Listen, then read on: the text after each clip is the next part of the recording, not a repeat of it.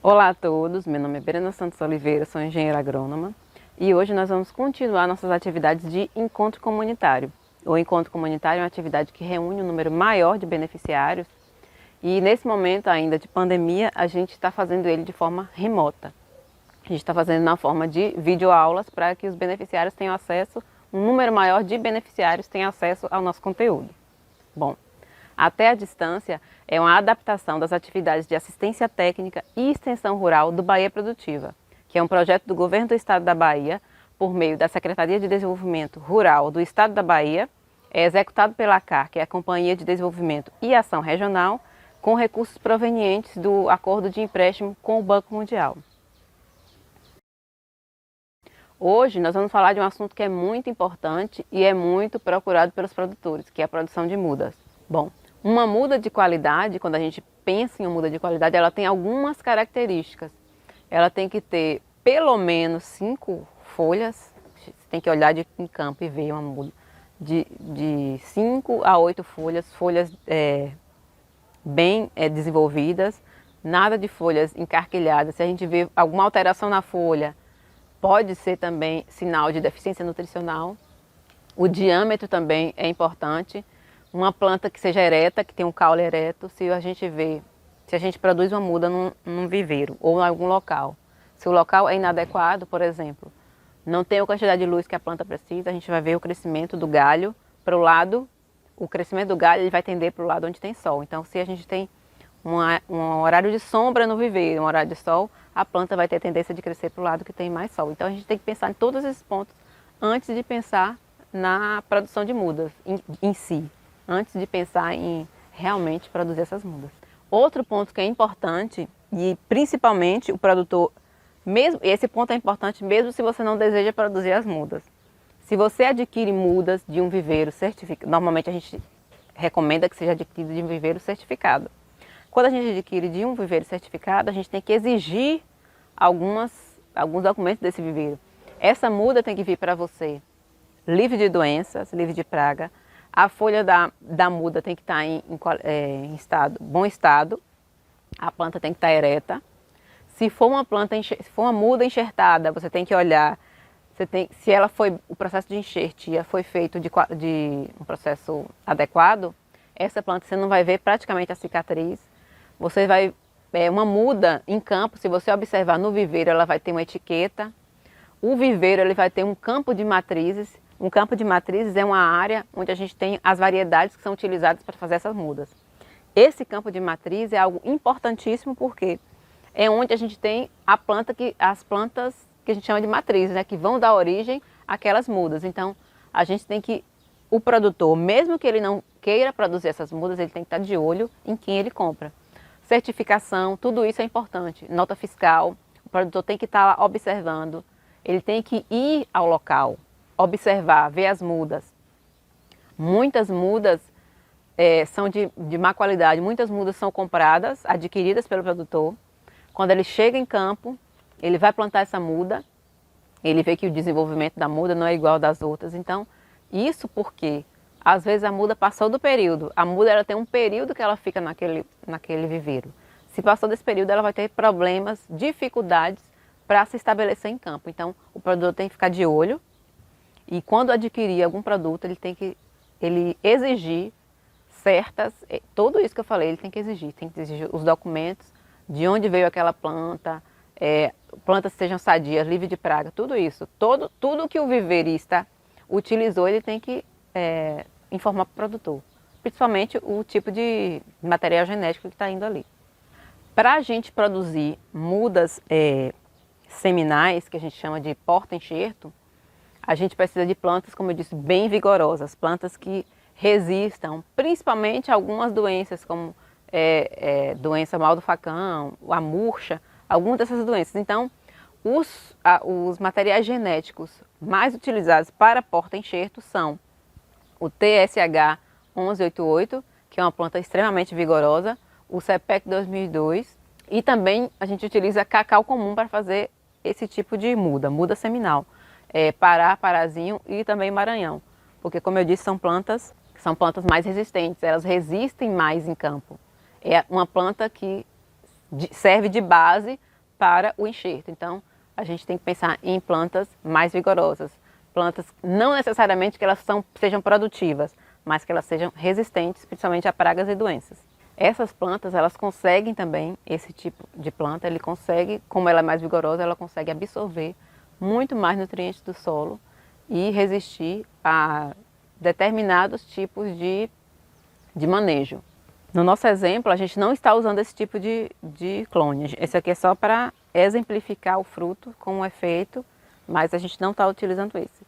Como o nosso trabalho aqui é de exemplificar, de mostrar como é feita a técnica, a gente não necessariamente precisa usar esse tipo de clone, mas a gente vai colocar o nome deles, que são os mais utilizados para tipo de muda seminal. Antes da gente pensar na produção de mudas, a gente tem que pensar no material que a gente vai utilizar. Não adianta a gente estar lá no campo fazendo a muda, esqueci o facão, esqueci tal coisa, esqueci. Então a gente organiza o material antes, um dia antes de preferência, e no dia é só partir para o campo e fazer nossa muda. A gente utiliza alguns materiais básicos. A gente tem uma lista de materiais, a gente vai colocar aqui, mas não necessariamente você precisa de todos os materiais. A gente coloca para, se não tiver um, substitui. A gente usa um facão, usa o substrato, ou utiliza a terra mesmo, o solo. Utiliza, a gente fala sobre o sistema de irrigação, mas no caso de um plantio, um viveiro com um menor número de mudas, com o regador, o produtor vai conseguir molhar aquelas plantas. Então, ele não precisa de um sistema de irrigação. A gente coloca para conceituar, mas a gente adapta, tudo a gente pode adaptar. A gente só não adapta a parte de nutrição, que a gente tem que manter a planta nutrida e com água, mas o resto a gente adapta. A gente precisa de um balde, hoje a gente vai utilizar esses sacos com furos. Esses sacos pequenos, a gente tem sacos maiores. Aqui depende do tipo de muda, lembrando que se a gente faz um saco maior, a gente consegue que aquela muda fique lá por mais tempo. Se faz, por exemplo, um tubete, a gente tem que mudar a muda de local, porque ela vai crescer, né? Ela vai precisar de mais espaço. Então, lembrar disso. É melhor fazer um saco maior. E a gente utiliza saco normalmente 28 por 16, a medida do saco. Bom, a gente, para fazer essa muda seminal, a gente precisa de um cacau maduro, com sementes viáveis, como esse aqui que a gente vai mostrar. Com um cacau que não esteja doente, de preferência, né? A gente não vai propagar doença na área. A gente vai utilizar esse cacau. E o cacau, como a gente pode ver, ele vem coberto de uma mucilagem, que a gente chama. Essa mucilagem, ela é importantíssima na hora que a gente vai fermentar o cacau. Essa mucilagem que vai dar qualidade, vai ajudar na qualidade do cacau. Ela que vai ajudar na fermentação. Mas a produção de mudas, ela não é ideal, porque isso aqui é uma fonte para atrair insetos. A gente pode ver que se deixar aqui um tempinho vai encher de insetos. Então, é uma substância nutritiva que cobre a amêndoa, que, como eu disse, ela ajuda na fermentação, mas que no plantio ela não vai nos ajudar. Então, a gente precisa fazer o quê? Limpar essa semente. Como a gente vai limpar essa semente? Existem algumas formas de limpar. Algumas pessoas colocam numa peneira e lavam. Desfaz aqui as sementes, coloca numa peneira, faz a lavagem, tira toda a polpa, depois faz uma secagem na sombra. Você não pode deixar no sol porque se secar esse material ele fermenta com facilidade. Se você deixar secar, talvez a semente fique inviável. Então é bom secar a sombra e ter todo o cuidado. No nosso caso, a gente fazer de uma forma diferente, que a gente considera que é mais prática para o produtor. Quando a gente encontra ela assim, a gente pode lavar, ou como a gente vai fazer hoje aqui, a gente vai misturar com maravalha. A gente tem pó de serra aqui.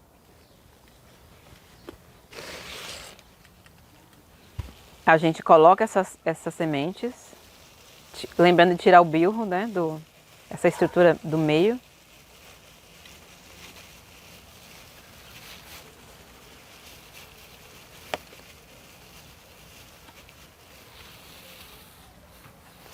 A gente passa ela no pó de serra, lembrando para não...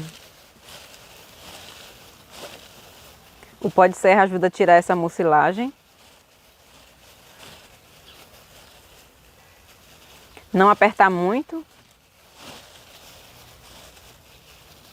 para a gente não causar nenhuma injúria para essa semente, né?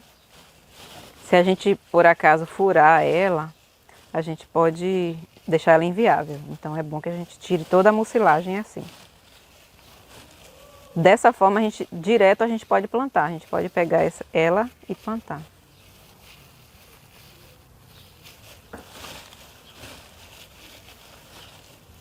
É bom que a serragem seja bem fina, que facilita. Não pegar uma serragem muito grossa, que vai dificultar a retirada dessa mucilagem.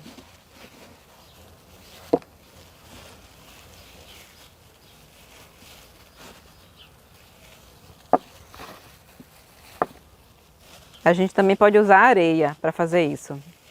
Areia mais fininha. Aí vai ajudar a tirar a mucilagem.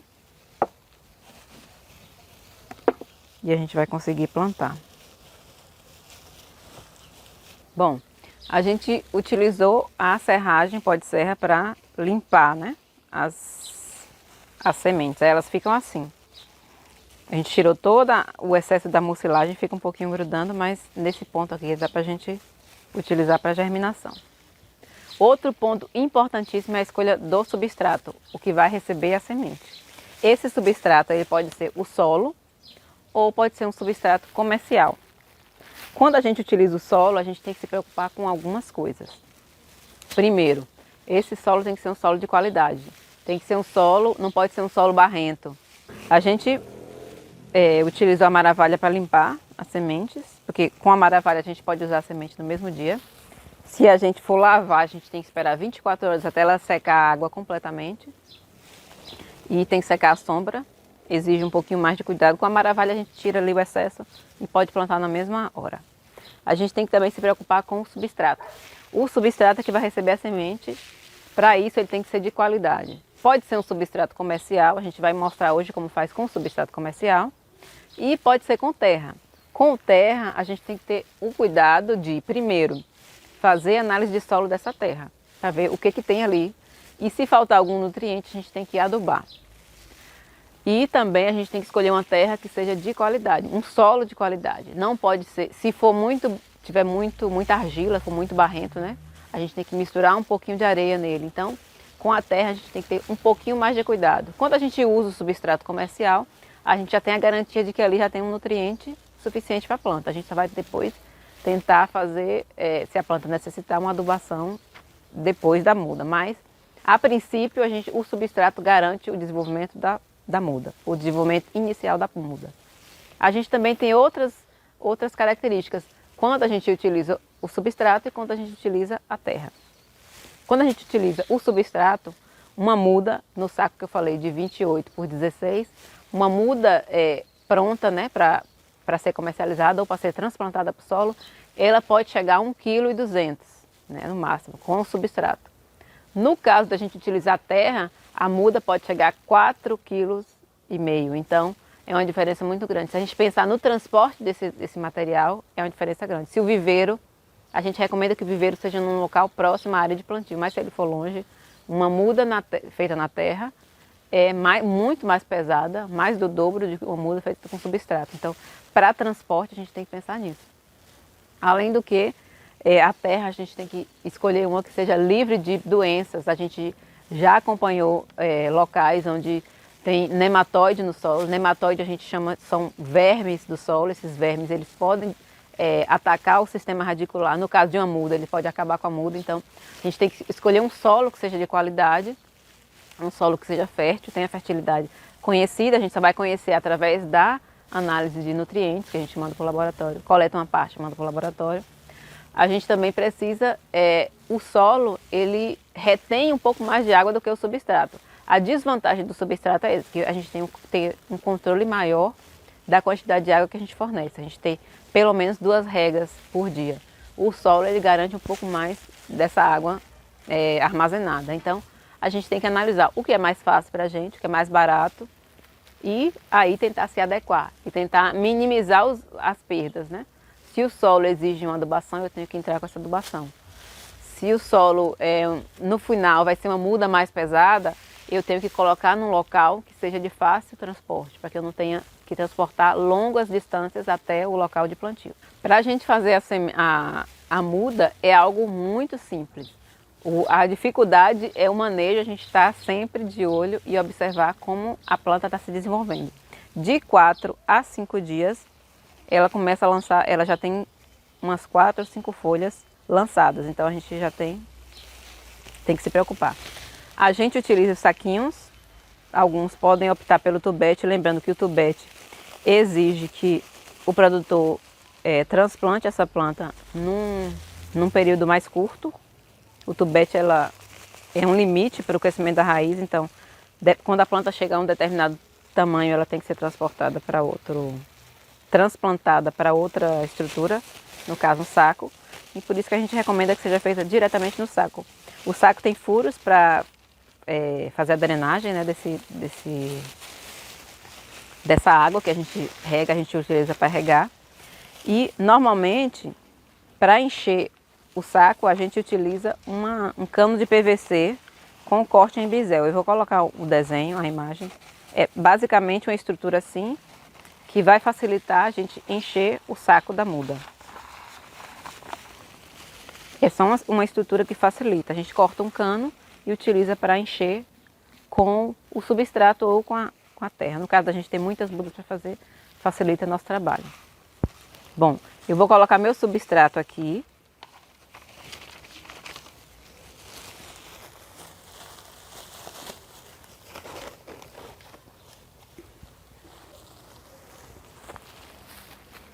Bom, a gente enche, nosso aqui é só uma forma demonstrativa, mas em campo o cano de PVC vai facilitar o enchimento dos saquinhos. A gente deixa cerca de 2 dedos sem encher, não enche completamente o saco.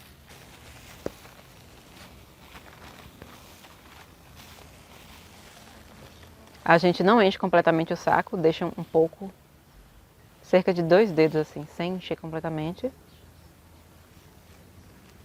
Como a gente está vendo aqui, o substrato ele é bem leve. Depois que a gente enche, a gente coloca a semente. Muitos produtores costumam escolher o lado da semente que vai para baixo.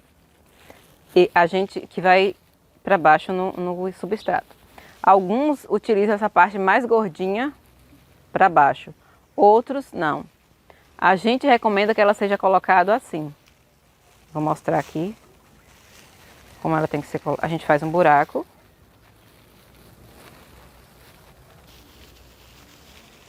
A gente faz um buraquinho e coloca ela deitada. Aí aqui a gente empurra um pouquinho e cobre com o substrato. Esse processo a gente vai fazer em todas as outras. Depois a gente acondiciona em um local, de preferência, sobre alguma estrutura, para não colocar diretamente no solo. Nós vamos molhar o substrato completamente. Como eu disse, o substrato ele é mais difícil, mais difícil ele manter a quantidade de água porque ele não retém a água na sua estrutura, como o solo reteria. Então, a gente vai molhar ele e a água vai sair. Então, quando a gente planta com o substrato, a gente tem que ter isso em mente, que a gente precisa ter uma rega mais eficiente, pelo menos 2 vezes essa rega. Que essa rega seja realizada pelo menos 2 vezes. Bom, depois desse período aqui, depois de 100 a 120 dias, essa muda seminal ela vai estar pronta para receber o enxerto. Depois de 100 dias eu vou mostrar o tamanho que ela fica. A gente vai colocar uma foto e mostrar o tamanho que ela fica. E já está pronta para receber o enxerto.